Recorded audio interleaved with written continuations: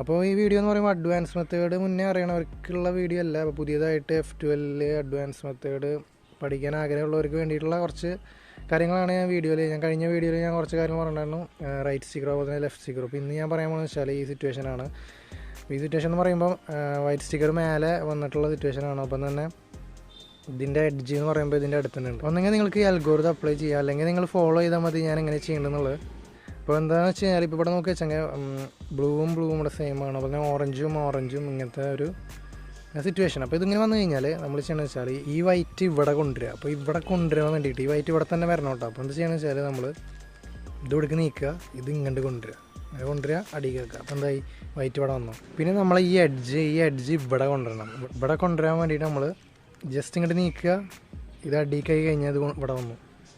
പിന്നെ ഇതും തമ്മിൽ കണക്ട് ചെയ്താൽ മതി. നോക്കി വെച്ചാൽ കണ്ട കണക്ട് ചെയ്താൽ മതി, എന്നിട്ട് ഇൻസേർട്ട് ചെയ്യുക. അപ്പോൾ മനസ്സിലാവാത്തവർക്ക് ഞാൻ ഒന്നും കൂടി പറഞ്ഞുതരാം. ഇതേ സംബന്ധം തന്നെ ആയിരിക്കും ത്രൂ ഔട്ട് ദ വീഡിയോയിൽ ഞാൻ പറയേണ്ടാവുക. അപ്പോൾ നിങ്ങൾക്ക് ഇത് പഠിച്ച് കഴിഞ്ഞാൽ ഈസി ആയിട്ട് ബാക്കിയുള്ള എല്ലാതും ഒരുവിധം മനസ്സിലാവുന്നതായിരിക്കും. അപ്പോൾ ക്ലിയർ ആവാത്തവർക്ക് ഇതെന്ന് സംഭവം വെച്ച് കഴിഞ്ഞാൽ ഇപ്പോൾ നമ്മൾ മെയിൻ ഒബ്ജക്റ്റ് എന്ന് പറയുമ്പോൾ ഇത് പേരാക്കുക. അപ്പോൾ ഇവിടെ പേരാക്കാൻ വേണ്ടിയിട്ട് ഇവിടെ ഓറഞ്ചും നീലമാണ്. അപ്പോൾ ഇവിടെ ഓറഞ്ചും നീലം വന്നു കഴിഞ്ഞാൽ ഇതൊരു പേരാവും. അപ്പോൾ ഇത് ഇവിടെ കൊണ്ടുവരാൻ വേണ്ടി കുറച്ച് ബുദ്ധിമുട്ടാണ്. അപ്പോൾ എന്താ ചെയ്യണമെന്ന് വെച്ചാൽ ഈ എഡ്ജ് ഇവിടെ കൊണ്ടുവരിക.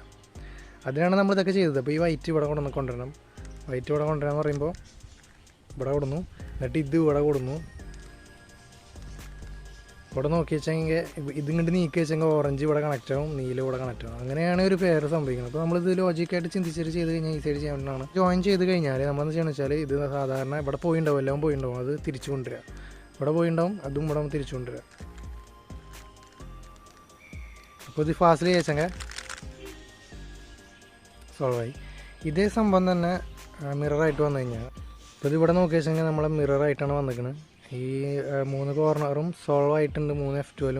അപ്പോൾ അങ്ങനെ വന്നു കഴിഞ്ഞാൽ നമ്മൾ ഇത് മിററായിട്ടാണ് വന്നിരിക്കുന്നത്. അപ്പോൾ എന്താ ചെയ്യുക വെച്ചാൽ നേരെ ചെയ്താൽ അതേ സംഭവം തിരിച്ച് ചെയ്യുക. പറഞ്ഞാൽ ഇത് ഇവിടെ കൊണ്ടുവരിക, ഇത് ഇവിടെ കൊണ്ടുവരിക, എന്നിട്ട് തമ്മിൽ ജോയിൻ ചെയ്യുക, എന്നിട്ട് ഇൻസേർട്ട് ചെയ്യുക.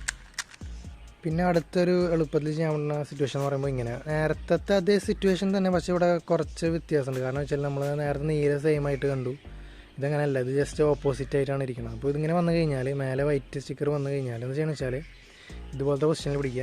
എങ്ങനെ വന്നു കഴിഞ്ഞാലും ഇപ്പോൾ ഇവിടെയാണുള്ളതെന്ന് വെച്ചാൽ നമ്മളിങ്ങോട്ട് നീക്കിക്കൊണ്ടിരിക്കുക, ഈ സ്ഥലത്ത് കൊണ്ടുവരിക, എവിടെയാണ് സോൾവ് കൊണ്ട് അവിടെ കൊണ്ടുവരിക.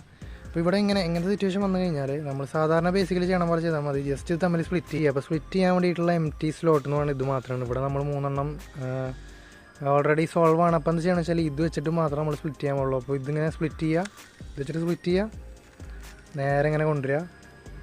അപ്പോൾ ഇങ്ങനെ നേരെ കൊടുന്ന് കഴിഞ്ഞിട്ട് എന്താ ചെയ്യണമെന്ന് വെച്ചാൽ ഈ എഡ്ജ് ഇവിടെ കൊണ്ടുവരിക. അതിന് നമ്മൾ ഇങ്ങനെ ചെയ്താൽ മതി.